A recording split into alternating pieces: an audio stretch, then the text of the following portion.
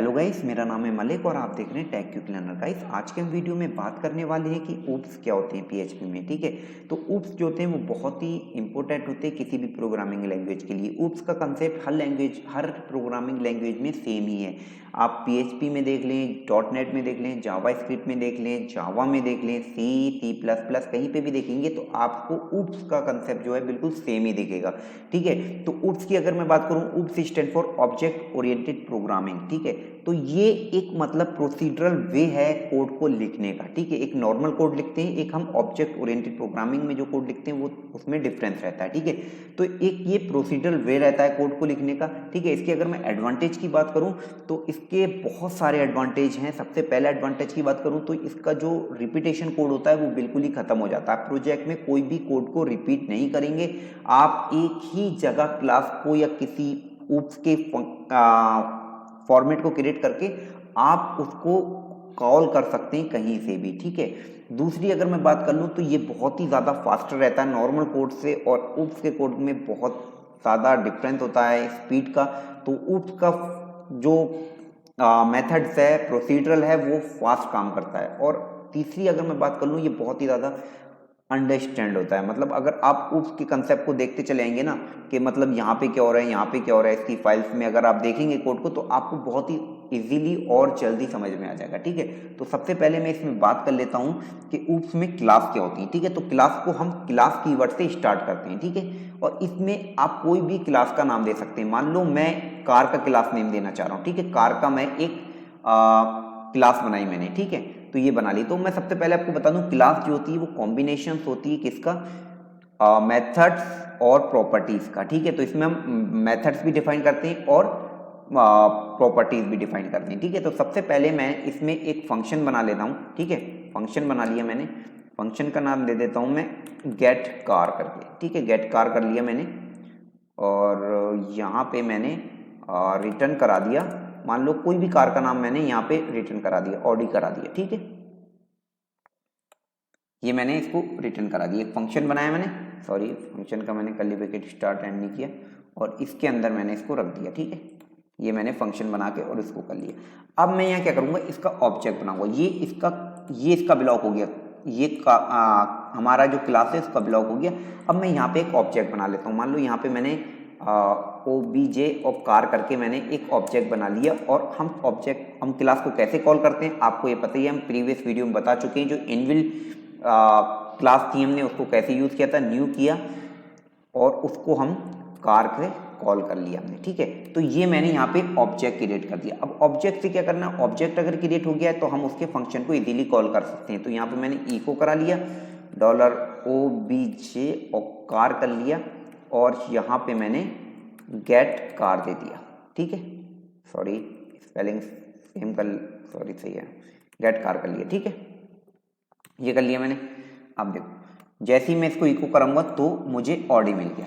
ठीक है, तो यहाँ पे हम क्या कर रहे हैं, यहाँ पे हम इसका एक ऑब्जेक्ट क्रिएट कर रहे हैं और इसको हम इसके मेथड को कॉल कर ले रहे हैं। ठीक है, बहुत ही सिंपल है। लोग कहते होंगे कि ऊप्स जो है वो बहुत ही मतलब टफ है, प्रोग्रामिंग समझ में बिल्कुल नहीं आती। मैं कहूँगा ये बहुत ही ज़्यादा ईजी है। आप देखेंगे तो आप कहेंगे कि बहुत ही ज़्यादा ईजी है और बहुत ही ज़्यादा जल्दी समझ में आने वाली चीज़ है ये। ठीक है, तो अब देखो, अब मुझे क्या करना है ना, ये इसको चीज़ को डायनामिक करना है। तो मैं क्या करूंगा ना, यहाँ पे अभी मैं गेट कार कर रहा हूँ तो मैं एक फंक्शन और बना लेता हूँ। यहाँ पे सॉरी फंक्शन बना लिया मैंने, और यहाँ पे मैंने कर दिया सेट कार।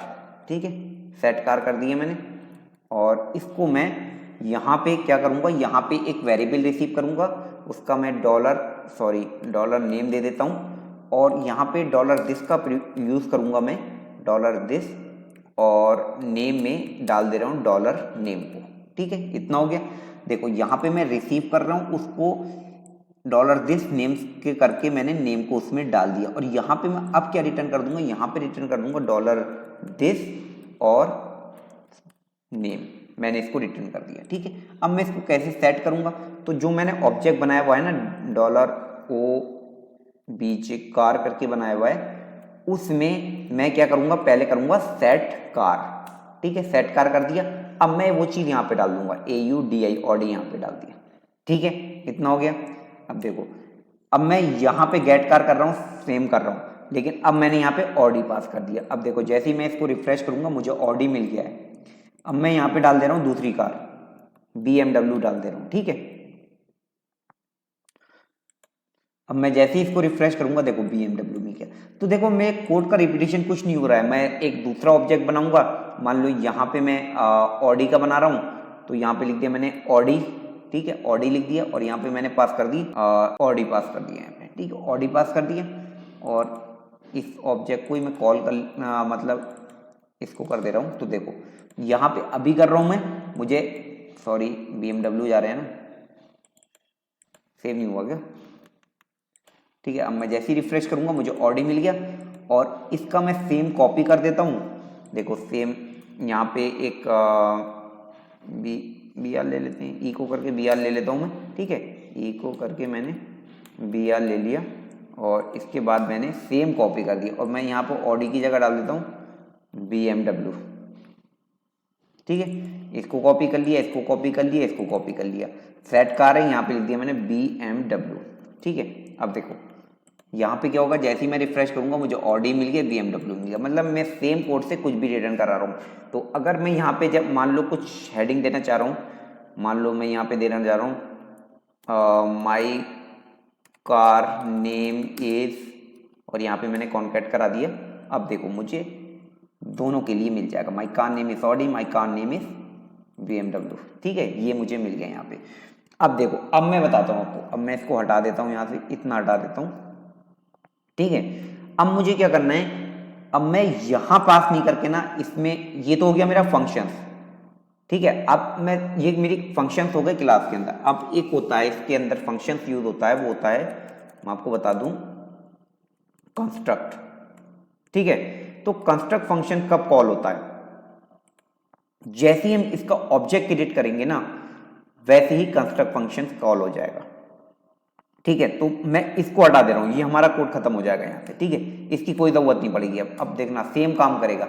मैं वो चीज यहाँ पे एक मैं इसकी प्रॉपर्टीज ले लेता हूँ डॉलर नेम करके, ठीक है, और वो फिर मैं डॉलर नेम यहाँ पे पास कर दे रहा हूँ, ठीक है, ये पास कर दिया मैंने। अब देख लेते हैं, अब मुझे ये सेट करने की जरूरत नहीं है, जो मैं ऑडी यहाँ पास कर रहा हूँ ना वो मैं डायरेक्ट क्लास में पास करूंगा, ठीक है। यहाँ पे मैंने पास कर दिया, सॉरी यहाँ पे मैंने पास कर दिया, देखना। तो ये क्या कर रहा है, यहाँ पे जैसे ही मैं पास कर रहा हूं तो यहाँ पे आ रहा है। तो अब मैं क्या करूंगा, यहाँ पे dollar this name is equal to dollar name कर दिया मैंने, बस हो गया, ठीक है। यहां से मैंने क्या किया, यहां से मैंने इस क्लास में डायरेक्ट डाल दिया। यहाँ पे कंस्ट्रक्टर जैसे ही इसका ऑब्जेक्ट क्रिएट होगा ये रन होगा तो यहाँ पे ये सेट कर देगा, और जैसे ही ये कॉल होगा गेट कार, तो गेट कार में डॉलर दिस नेम इसको मिल जाएगा, ठीक है। अब मैं जैसे ही रिफ्रेश करूंगा देखो अनएक्सपेक्टेड नेम, एक मिनट इसको मैं पब्लिक कर लेता हूं, ठीक है, ठीक है, ये आ गया। तो मैंने इसको पब्लिक दिया। तो प्रॉपर्टीज होती है ना, इनकी प्रॉपर्टीज होती हैं, ठीक है। यहाँ पे प्रॉपर्टीज होती है, पब्लिक होती है, प्राइवेट होती है, प्रोटेक्टिव होती है। ये आने वाली वीडियो में इसके बारे में बात करेंगे, ठीक है। तो पब्लिक मतलब जो हम कहीं भी यूज कर सकते हैं इस प्रॉपर्टी को, ठीक है, हम प्रॉपर्टी को इसको कहीं भी यूज कर पाएंगे, ठीक है। और वो मैं आगे वाली वीडियो में बात करूंगा। तो अभी हम ये समझते हैं, हमने ये प्रॉपर्टी डिफाइन किया और यहाँ पे कंस्ट्रक्टर में मैंने इसको डाल दिया और यहाँ पे मैं डायरेक्ट कॉल कर रहा हूँ और मुझे ये मिल जा रहा है। अब देखो मेरा कोड कितना कम हो जाएगा। मैं 3-3 लाइनों का कोड लिख रहा था, अब मैं क्या लिखूंगा, यहाँ पे सीधा मैंने इसको कॉपी किया, ठीक है, यहाँ लिख दिया मैंने BMW, ठीक है, BMW लिख दिया और यहाँ पे मैंने लिख दिया BMW, सॉरी बी कैपिटल कर लेते हैं, BMW, ठीक है। अब देखो मैंने एक ई को लगाना है यहाँ पे BR के लिए, वो मैं वहीं दे दे रहा हूँ, उसके साथ ही दे दे रहा हूँ डॉट BR, ठीक है, ये मैंने BR दे दिया।